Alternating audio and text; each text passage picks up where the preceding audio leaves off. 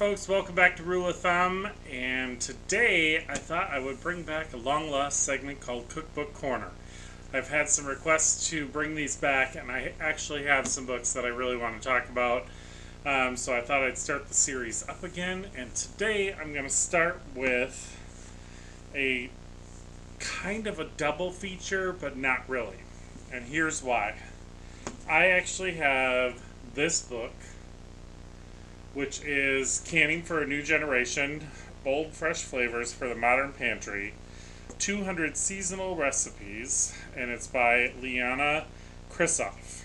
Okay, now this book was from, I'll get the date here for you, and you're going to hear Peter in the background because he likes to talk. So this was published in 2010. Now, recently, I picked up this book. And honestly, when I got it, I didn't even realize that it was the same book or the same author. So this is Canning for a New Generation. It's the updated and expanded edition. Now it has 250 recipes, so 50 more than the last one. And this one was published in 2016. So, over the course of 6 years, she updated and added some new recipes. I think I got both of these at Ollie's. This one for sure has an Ollie's sticker on it. I paid $5.99 for it. This one, I'm pretty sure that's where I got it, but I can't be positive. So, but if you can find either version of these out here, they're both pretty good. But I'm going to talk about the new and expanded one because this is going to be obviously the more recent version to find. So that's the one we're going to talk about today. So, what I find interesting about this is I thought there was some things in here that I hadn't seen in other books. And that was what I found appealing about it. So, the way this book is set up is it is set up by the season. Okay, so there's spring fruits and vegetables, summer fruits and vegetables, fall fruits and vegetables, and winter fruits and vegetables. And then there's a baked and creamy things to put preserves on. So, we're going to kind of go through this together. I'm going to show you some pictures as I go along. There is some really interesting photography in here. So, might be worth sharing some of that. So she, of course, tells her story a little bit in the beginning, how the book came about. It goes into what you can preserve. She talks a little bit about ingredients. She talks about pectin, how preserving works. Peter is really chatty today. He has decided now that he likes to go around because there's a space he can get around in the downstairs and come around behind a door, and he thinks if he stays there and meows loud enough that somebody will come and let him out of that door, even though he could go back around the same way he came in. Cats. I don't know what to tell you. Gotta love them. How refrigerating preserves food, how freezing preserves food, how drying preserves food. The tomato, fruit, or vegetable, you know, the age-old question. Just a lot of little, she has a lot of little snippets in here about different things. Like, she talks about using a big pot for water bath canning as opposed to an actual canner. Having a candy thermometer. She's little, these are the things that I really find interesting in most cookbooks, is when they have like a little aside like this. So like this one is a little aside talking about fancy jars. All the canning recipes in this book assume you're using standard Mason-style canning jars, since those are easy, cheap, and extremely reliable. They're the only kind officially approved for home canning by the USDA. Unofficially, there's one, and as far as I know, only one other kind of canning jar that's perfectly acceptable and, for me, 100% reliable. They're not expensive, and they require a bit more effort to use, but on special occasions, I'll break out the weck jars. And then she goes on to talk about those a little bit. So, just, you know, interesting little blurbs on the side, and I love that kind of stuff. She has a little one about BPA in the lids, and is it an issue? That kind of stuff. Then she goes into canning step by step for water bath canning, and because this is pretty much strictly, I think actually it might be, no, I guess there is water bath and pressure canning in here. Alright, sorry. I had a brain freeze for a moment there. Alright, so we're going to head right into spring. Okay, and in spring fruits, she has, of course, strawberry jam, high yield strawberry jam, classic. She has strawberry and lemon preserves, strawberry and lavender jam, strawberry jam with Thai herbs. So now that's one of the ones where I thought, okay, I don't think I've seen that before. We love Thai food, we love Thai cooking, and I thought, okay, that might be very interesting. So I flipped over, let me find that one here, and she's using strawberries, sugar, lemon or lime juice, cilantro, Thai basil, and mint, which I thought was a pretty interesting combination. And then here's some of the beautiful photography that I was talking about. So just really kind of cool, beautiful pictures in here. Let's go back here. Half-dried strawberry preserves in red wine. Strawberries in saffron orange syrup. Rhubarb and orange jam. Cardamom pinwheel danishes. So she also has recipes in here for how to use some of the stuff, which is a question I get a lot. Like, how do you use the stuff that you can? And she does actually, so she has here cardamom pinwheel danishes, rustic rhubarb tarts, cherry clafouti. So she definitely gives some suggestions on how you can use the things that you're canning. And then she also talks in here about freezing strawberries. She has strawberry dumplings in here. Rum toff, which is fruit that's preserved in rum, which that might be fun to do at some point. Let's see. She gives a lot of little tips for each thing. So like in the rhubarb and strawberry jam, there's a little aside that talks about freezing rhubarb, in case you weren't prepared to make the jam or whatever the case may be. Okay, spring vegetables. She does pickled asparagus and then goes on to talk about making flan with it. Pickled beets, chilled beet soup, Vietnamese carrot and daikon, which is da shao, which is delicious. Asia tacos with crisp braised pork, which you use the da shao on. Kohlrabi and radish refrigerator pickle, North Indian carrot pickle, spicy carrot pickles, let's see, preserved ginger, which anybody who knows me at all knows I love ginger. So I definitely will be looking at that. How to make sushi ginger, radish pickles, tamarind paste, how to make tamarind paste, Thai green curry paste, so lots of different things in there. She even has ginger ale and several different ways to make ginger ale. So that is spring. We're going to move on here to summer. Summer fruits. Okay, I mean, this is why I can't go through the whole thing with you. Look at this page. This is all, that pink page, this one here, is all summer fruit recipes. Okay, it's everything from apricot and vanilla bean preserves to aronia berry preserves with Thai basil and palm sugar, blueberry and Meyer lemon marmalade, sour cherry preserves, Shirley Temple cherries, mango and peach habanero hot sauce. Whew, so many good things in here. Nectarine jam, ceviche, which is eggplant cutlet pita sandwich with amba and tahini sauce. Pineapple jam with Chinese 5-spice, another one I've never seen before. Cardamom plum jam.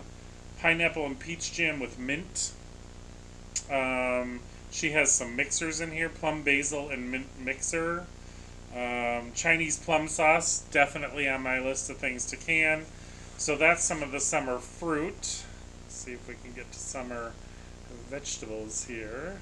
I mean, obviously summer is a bigger section because it's summer and it's when everything's growing, but still, pretty cool stuff. So for summer vegetables, she has obviously pickles, dill pickles, bread and butter, cucumber relish, Indonesian quick pickles. She teaches you an Indonesian fried rice, Persian tarragon pickles, dilly beans, pickled Romano beans with Indian spices. So much good stuff here. Pickled garlic scapes. If you've never had a garlic scape, so garlic scapes, my understanding, and correct me down below if I'm wrong, but it is a specific kind of garlic, grows this green shoot above ground, and you can harvest those, and they are delicious. It's like a cross between a green onion and garlic. They are unbelievable, but they also have a season about that long. Okra, if you like okra, Creole spice pickle okra, that's not something I could ever really gain a taste for, but I know there's people out there that love it. Thai chili zucchini pickles, tamarind dried apricot chutney, salsa verde, cilantro chutney, roasted red peppers with lemon juice, sweet tomato dried apricot chutney, extra crisp watermelon rind pickles, currywurst sauce, tomato and cashew chutney. There's a ketchup recipe in here. I mean, it really does go on and on and on. And look at this hair. Okay? I've got hair that just has a mind of its own today, folks. Alright, let's see what we have next here. Should be fall, right? If I got my seasons correct. Can we get to fall? Yes, we are. Okay, fall. So, fall is another big section, obviously. You're getting all the applesauce, candied pickled apples with star anise. There's lots of recipes to use apples. There's mint jelly, hot chili jelly, red onion marmalade, slow roasted fig preserves with lemon, honeyed fig jam with sesame seeds, rosemary and bay pickled cranberries, pear and ginger preserves, pear and ginger, me, spiced Concord grape jam, muscadine and plum pie, muscadine and plum cobbler. Oh, I see. Oh, she teaches you to make a filling of muscadine and plum, and then she teaches you how to make a pie and a cobbler from it. Persimmon pudding. Whew. Oh my goodness. So many good things. I'm trying not to make this video super long for you guys. So if I'm rushing a little, that's why. Fall vegetables. Green tomato relish, pickled garlic, definitely on my list. She's got a Japanese fermented bran pickle in here. Pumpkin chips, whole wheat crispel with winter squash. Carrot cardamom sweet with pistachios. Oh, I gotta see what that is. Please hold. Carrot cardamom sweet. Come together. It's very sweet and fragrant. Refrigerator jam. Carrots, oranges, lemons, sugar, cardamom, and pistachios. All things I love. She's got a brisket and simmus recipe in here. That's a very Jewish dish. It's a really long, slow-cooked brisket with vegetables, and you basically cook it till it's about ready to disintegrate, but the flavors are so rich, it's just, I mean, it's delicious. It's a very traditional Jewish dish, and I actually first had it at Passover, so it's interesting that it's actually a fall dish, but I've had it at Passover in the spring. Okay, so moving on, because we're running long here. Winter fruits. Kumquats. She does kumquat preserves, chutney, knickerbocker, which I'm not really sure what that is. Let's find out. Knickerbocker cocktail. Oh, it's a cocktail. It's actually a knickerbocker cocktail. Okay, so it's rum, small lime, kumquat syrup, and a kumquat. Very interesting. Alright, hibiscus jelly, champagne jelly, lemon curd, preserved lemons, Indian hot lime pickle, Meyer lemon and rose petal marmalade, lime and herb jelly, navel orange and lemon marmalade, bitter orange marmalade, high yield chunky orange jam. And then she has orange rolls in here, which I'm sure are absolutely delicious. Candied citrus rinds, simple dried fruit conserve, quince and plum jelly, quince slices and cinnamon syrup. Yes, yes, yes, yes, yes.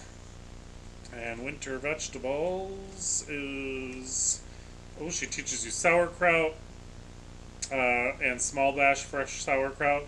I do not love sauerkraut. I have tried it. When I was a kid, I hated it. And my mother is renowned for her sauerkraut. And I thought it was awful. Now, I've tried it a couple times as an adult. I still do not love it. But, you know, it's one of those things. You keep trying stuff, you never know when you're going to develop a taste for it. There is a cabbage ferment with fresh turmeric and kalani, which is probably similar to, like, kimchi. Oh, she's got a kimchi recipe in here, too. Pickled greens and sweet potato tempura. So lots of interesting stuff there. And then the last section is baked and creamy things to put preserves on. Ooh, what did I miss? Ooh, there's a mustard recipe in here too. Tarragon white wine honey mustard. Oh yeah. Definitely on the list. Okay, so then in the end she's got recipes to use stuff on. So she's got an almond cake, a French bread, soft rolls, oat scones, English muffin bread, cream biscuits, buttermilk biscuits, whole wheat anise toasts, sourdough pancakes, clotted cream, fresh cheese, yogurt, French vanilla ice cream, creme fraiche, cream cheese, cultured butter, all beautiful. So yeah, that is the whole thing. Like I said, there's just beautiful photography in here. Like, this is one of the pictures in the end. I didn't really do a whole lot of pictures with you guys because I was running super long. There's another one. So, all in all, I mean, I think this is definitely a book if you are looking to branch out. If you want to try different things. If you want to incorporate some new flavors into your routine, because, you know, if you're like me, you get to a point where things are very repetitive. You know, I know this dish, I know it's good, I'm gonna make it. I know this dish, I know it's good, I'm gonna make it. And you continue to kind of roll through a lot of the same things, and it's easy to get in that rut and hard to break out of it. So sometimes a book like this that has a lot of unique and different things, not only just recipes but different flavors, sometimes this is what you need to break out of that rut. So I encourage you guys to try this. Again, I'll show you the cover of the book, so you can zoom in on that if you need to. Check around, look like half-price books, you know, Ollie's, any of those type of places. I will see if I can find a link and put one below for you, because I'm pretty sure you can get it on Amazon at a reasonable price. But definitely check it out. I hope you folks like this video. I hope you enjoy the Cookbook Corner. If you want me to keep doing these, please comment below. Let me know. I love doing them. I love talking about cookbooks. I love showing you cookbooks, giving you previews for books that are, you know, sometimes it's hard when you can't see what's in a book to decide if you want to buy it. My friend Heather always says go to the library, which is another great suggestion. The library, if they don't have it, a lot of times can or will order it in for you if you want to preview a book. So that's another great way to look at a book. And so if you see something here you like and you want to go and actually thumb through it yourself, that's another great resource for checking it out. But I'm going to let you guys go. I hope you enjoyed this. I hope you had a great day. And as always, come back and see us soon.